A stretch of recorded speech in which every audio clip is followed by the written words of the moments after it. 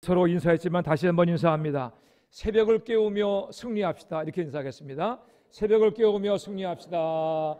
새벽을 깨우며 승리합시다. 새벽을 깨우며 승리합시다. 아멘.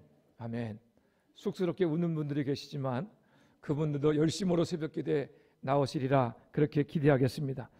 오늘은 어린이 주일입니다. 이 땅의 모든 주의 자녀 또 어린이들을 축복합니다.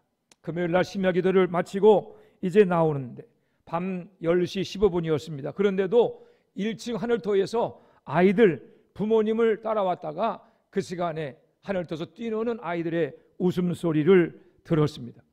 아이들이 뛰고 노는 소리를 듣는 것만으로도 행복했습니다.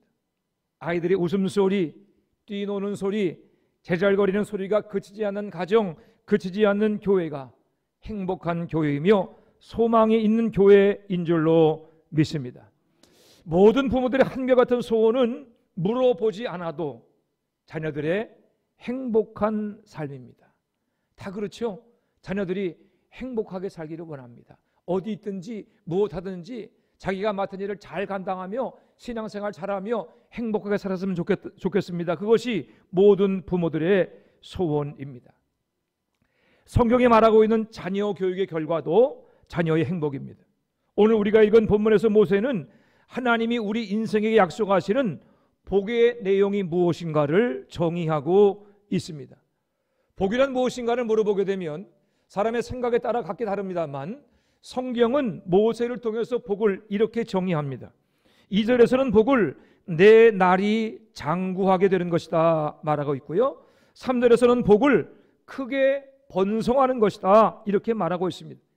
이 구절을 참고하면 복이란 무엇이냐? 선함을 기초로 해서 번성하며 기쁘고 즐겁고 유쾌하게 사는 것이다 라고 설명할 수 있습니다. 모든 기쁨과 즐거움과 유쾌함의 기초는 선함이어야 합니다. 그러면 선함이란 무엇입니까? 하나님만이 선하신 분이시고 예수님만이 선한 분이십니다. 그러므로 성경이 말하는 행복, 그리고 모든 인생의 사모하며 누려할 진정한 행복은 예수 안에서 잘되고 번성하며 기쁘고 즐겁고 유쾌하게 살아가는 것입니다. 여러분들이 예수님 안에서 잘되고 번성하며 기쁘고 즐겁고 유쾌할 뿐만이 아니라 여러분의 자녀들도 예수님 안에서 잘되고 번성하며 기쁘고 즐겁고 유쾌한 인생을 살아가는 복을 누리게 되기를 우리 주님의 이름으로 축원해 드립니다. 그렇다면 어떻게 우리가 이런 복을 누리며 살 수가 있겠습니까? 우리 다 같이 오늘 본문 말씀 신명기 6장 5절 말씀을 함께 읽어보겠습니다. 신명기 6장 5절 말씀 함께 읽습니다. 시작. 너는 마음을 다하고 뜻을 다하고 힘을 다하여 내 하나님 여호와를 사랑하라. 여기서 마음은 지성과 의지와 의도를 말하고 뜻은 감정과 욕구를 말하며 힘은 자신의 능력과 소요를 뜻합니다. 그러니까 마음을 다하고 뜻을 다하고 힘을 다해서 하나님을 사랑하라고 하는 이 말씀은 너의 모든 것을 다해서 하나님을 사랑하라라고 하는 말씀인 것입니다. 여러분 그렇습니다. 성경이 우리에게 가르치고 있는 하나님을 향한 사랑은 차선의 사랑이 아닙니다. 쓰고 남은 여력의 사랑도 아닙니다. 하고 싶으면 하고 말고 싶으면 마는 그런 선택적인 사랑도 아닙니다. 그 누구도 행복한 인생을 살기를 원한다면 최선을 다해서 우리 주 하나님을 사랑해야 하는 것입니다. 오늘 본문은 우리가 어떻게 자녀들로 하여금 행복한 인생을 살아가도록 양육할 수 있는지를 가르치고 있습니다. 첫째로 부모들이 먼저 하나님을 사랑해야 자녀들이 행복한 삶을 살아갈 수 있습니다. 여러분, 자녀들이 행복한 삶을 살기를 원하십니까? 그렇다면 여러분들이 먼저 하나님을 사랑해야 합니다. 민수기 14장을 보게 되면 이스라엘 백성들이 출애굽 2년이 되었을 때 가데스 바냐에서 가나안 땅을 정탐하고 돌아온 10명의 정탐꾼의 악평을 듣고서 하나님을 원망하고 불평하고 반역했습니다. 하나님께서는 그들을 향해서 너희 말이 내 귀에 들린 대로 행할 것이다 라고 말씀하십니다. 하나님은 우리를 광야에서 죽이려고 애굽 땅에서 끌고 나왔다고 원망하고 불평하는 출애굽 1세대들은 그 말처럼 모두 광야에서 죽임을 당하고 20세 이하의 유아들만 가나안 땅에 들어가도록 결정하셨습니다. 예수를 믿는 우리는 언제나 말을 삼가해야 합니다. 아무 말이나 막 해서는 안 됩니다. 하나님께서 우리 말을 듣고 계시고 우리 마음속에 의도를 알고 계시기 때문입니다. 결국 하나님을 원망하고 불평하던 출애굽 1세대들은 자신의 말 그대로 광야에서 다 죽임을 당하고 말았습니다. 오늘 우리가 읽은 신명기는 출애굽 1세대가 다 죽임을 당하고 난 후에 가데스 바네아 그 반역의 당시 20세 미만에 해당하던 출애굽 2세대에게 주는 말씀입니다. 나이로 따지면 이 사람들은 아마 41세에서 59세에 해당하는 사람들일 것입니다. 자녀들에 대한 언급이 있는 것을 보면 결혼한 부모들을 향한 말씀이라고 생각됩니다. 하지만 이 말씀은 모든 세대, 모든 연령을 향한 말씀이라고 봐도 무리는 없습니다. 모세는 이스라엘 백성들 향해서 행복한 인생을 살기를 원한다면 하나님의 말씀을 마음에 새기며 순종하라고 말씀한 것입니다. 6절입니다.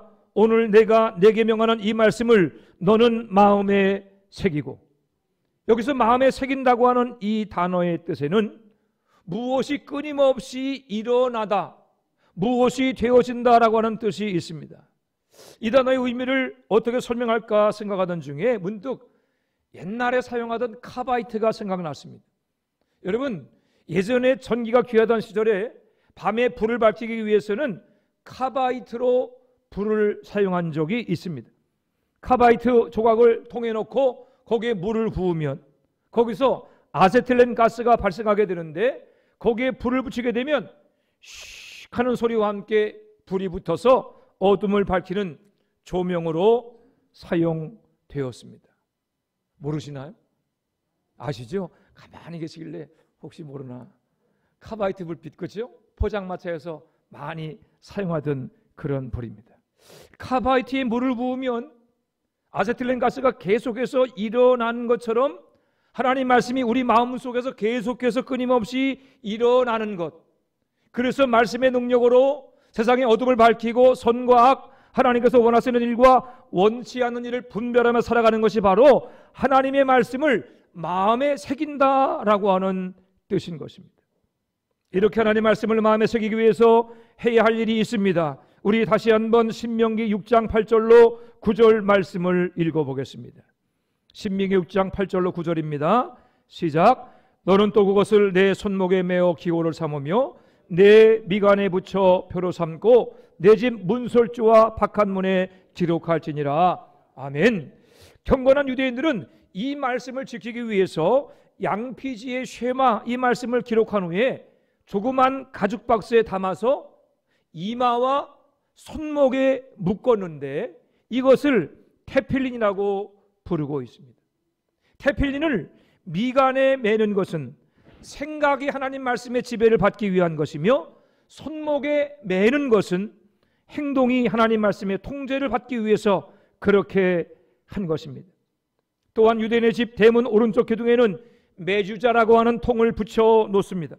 이 메주자라는 통은 성경 구절을 기록한 양피지를 넣어서 문틀에 부착하기 위해서 만든 도구입니다.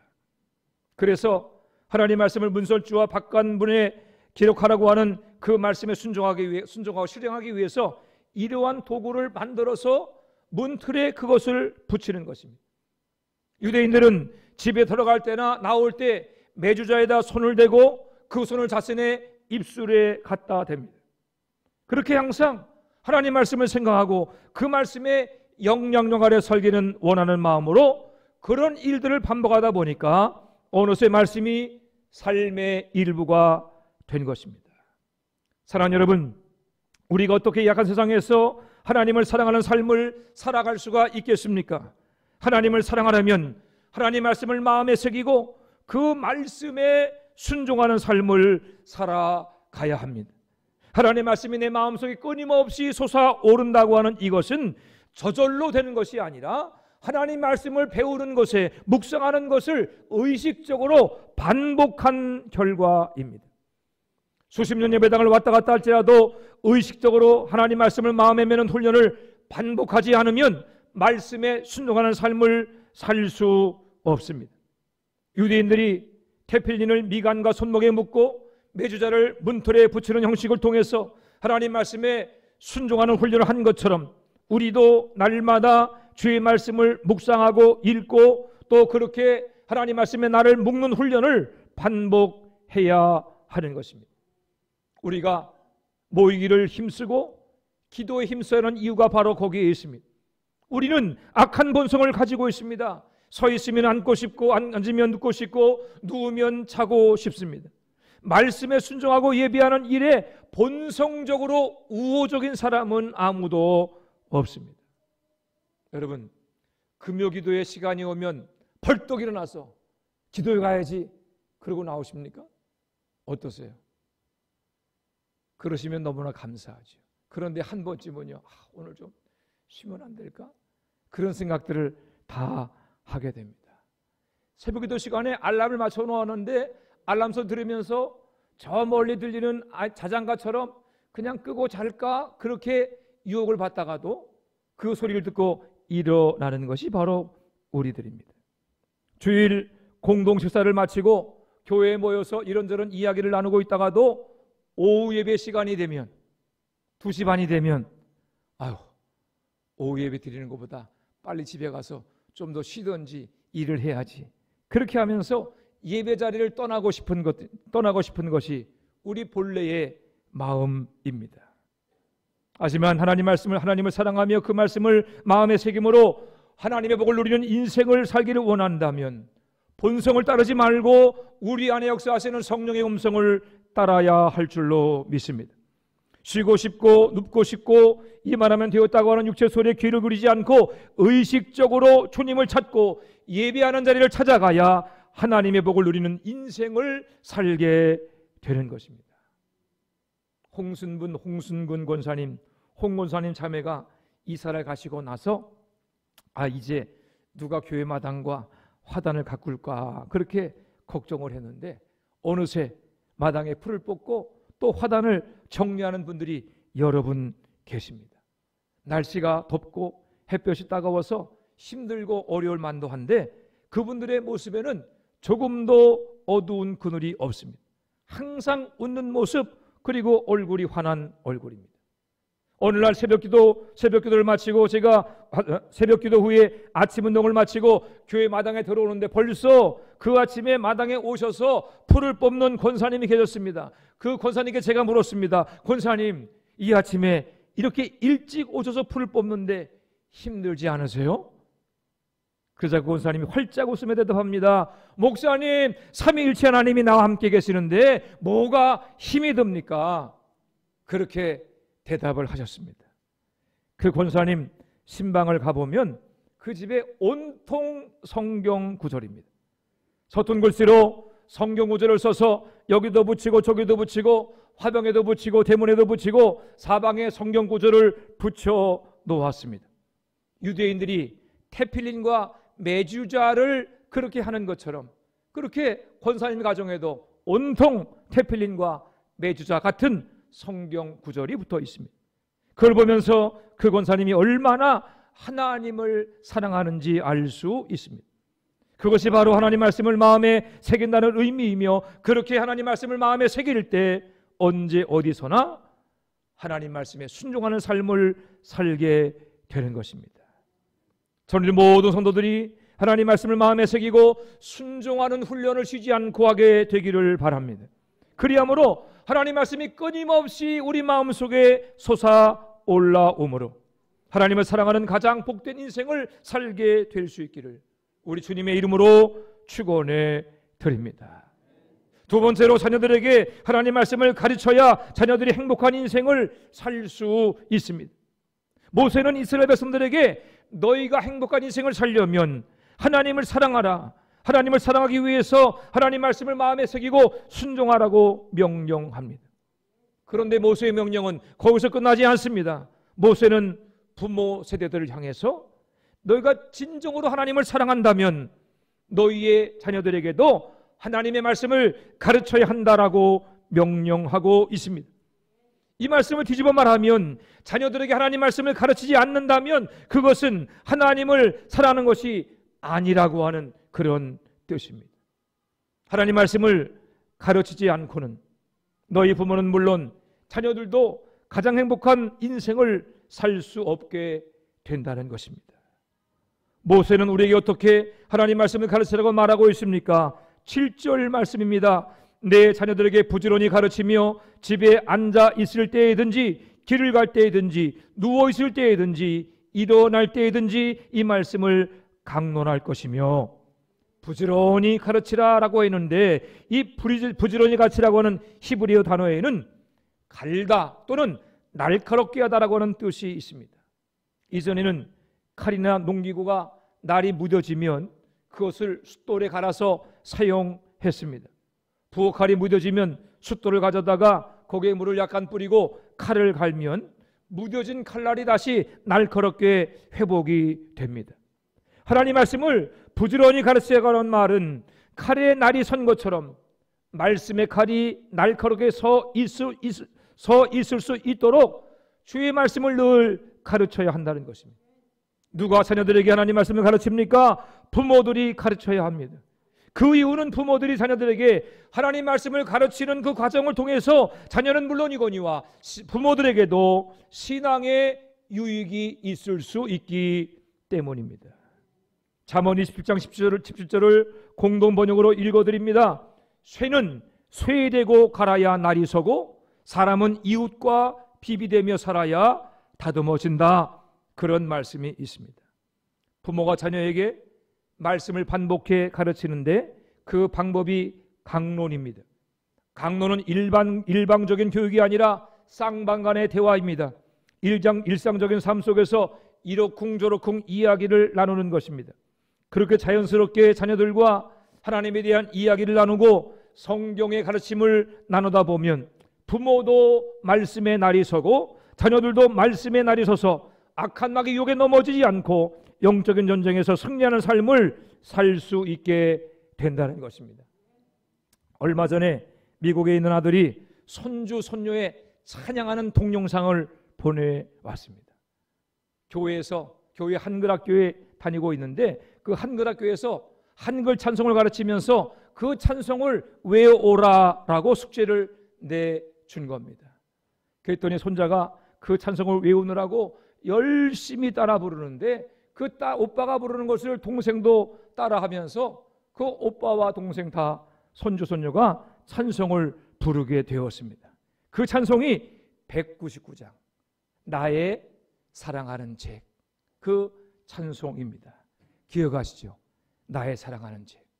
그 찬송, 저희 할아버님이 부르던 그 찬송을 저희 아버님이 불렀고 저희 아버님 불렀던 찬송을 제가 불렀습니다. 그런데 그 찬송을 다시 아들과 손자 손녀가 부르는 모습을 보면서 얼마나 마음에 감동이 되었는지 모릅니다. 철이 철을 날카롭게 하듯이 부모의 신앙, 부모들의 가르침이 자녀들의 신앙도 빛나게 한다는 것을 새삼스럽게 깨달았습니다. 부모가 먼저 신앙의 본을 보이며 말씀에 순종하는 살아야 합니다. 그리고 일상의 대화 속에서 하나님의 은혜, 하나님의 사랑, 하나님께서 베푸신 놀라운 기적을 늘 이야기해야 합니다. 너 교회 안 가면 국물도 없어. 너 교회 안 가면 용돈 안 줄 거야.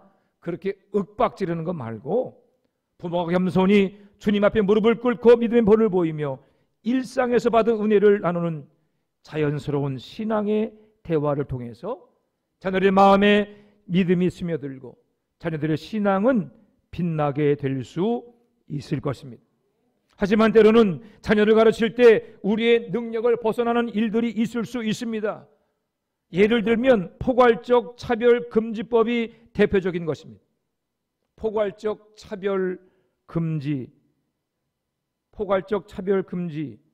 여러분, 그 차별을 금지한다는 것은 좋은 일이죠. 그런데 문제는 뭐냐면 그 차별 금지가 포괄적이라는 거죠.